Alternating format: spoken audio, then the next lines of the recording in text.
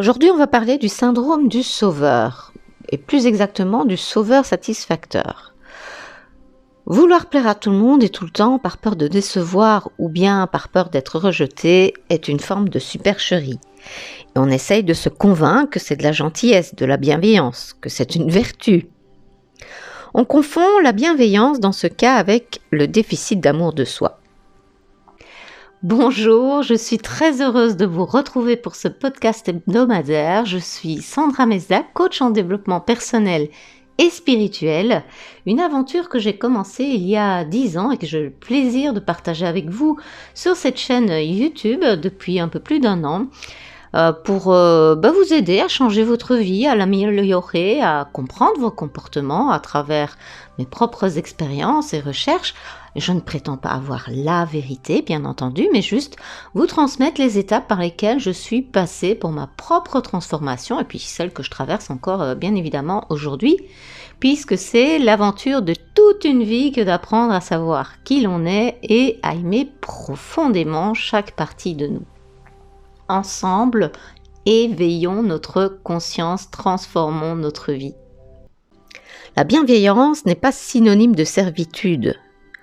Vous faites partie de ces personnes qui sont exclusivement tournées vers les autres, en déficit et carence affective, qui n'ont pas appris à définir leurs besoins et leurs limites. Des personnes qui, parce qu'elles n'ont pas reçu de l'amour ou de l'attention durant leur enfance, ont dû renoncer à leur propre personne parce que les besoins étaient bafoués, ainsi que l'expression de leur personnalité. Et pour s'adapter à cet environnement, elles ont appris à endosser le rôle du sauveur, celui qui satisfait les autres. Et à l'âge adulte, on est exclusivement guidé par les désirs et besoins des autres sans aucune reconnaissance ou une reconnaissance qui est trop faible pour ses besoins. Lorsque, jeune enfant, on est conditionné à la croyance que pour être aimé ou respecté, il faut être docile, aimable, serviable et gentil, l'enfant va plus prendre en compte l'opinion des autres que ses propres ressentis. Et ça va engendrer une fissure interne entre qui on est vraiment et qui on devrait être pour plaire à l'autre. À l'âge adulte, cette fissure continue de s'étendre et engendre beaucoup d'amertume et de ressentiment. Forcément, puisque les autres ne pourront jamais combler ce manque affectif et ce manque de reconnaissance que vous avez. Personne ne peut se douter évidemment de votre souffrance, car le personnage que vous jouez à ce moment-là, le faux self, est un personnage gentil et joyeux. On reproduit en fait le schéma de cette petite fille ou de ce petit garçon qui, pour plaire à ses parents, de faire preuve d'abnégation et cacher ses besoins et s'occuper des adultes. C'est ce qu'on appelle la parentification des enfants. L'amour et l'attention des parents étaient conditionnés à ce comportement docile, l'amour-condition.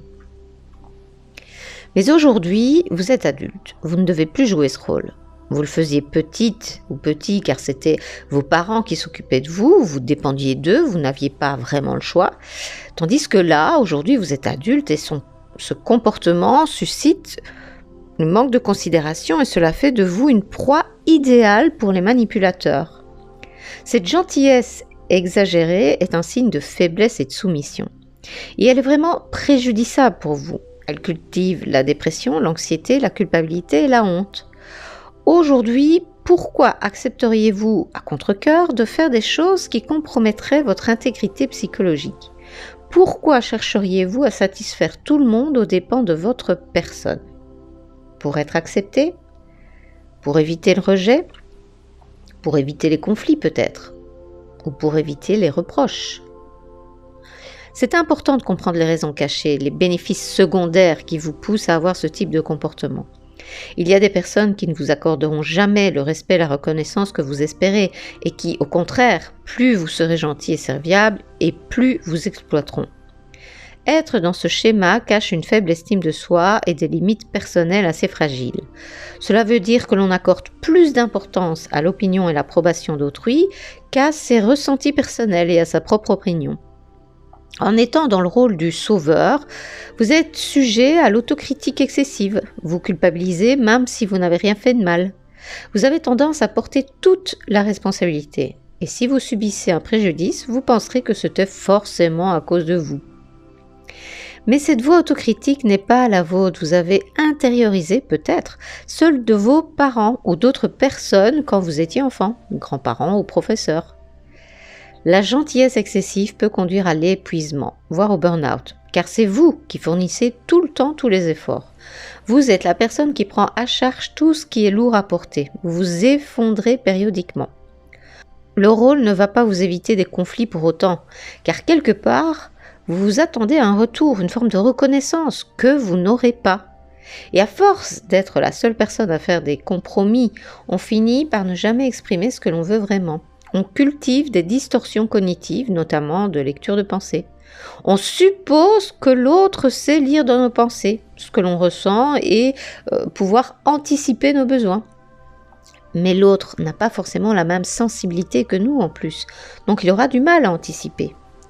Et forcément, à force d'être déçu, on craque et on peut avoir des comportements passifs-agressifs. Si ces attitudes ont pu vous être bénéfiques quand vous étiez enfant, aujourd'hui adulte, elles vont plutôt être préjudiciables pour vous. Non seulement vous attendez des autres qu'ils vous accordent une reconnaissance extrême de votre servitude et de votre gentillesse, sans borne, mais vous attendez aussi à être toujours gentil à l'intérieur de vous.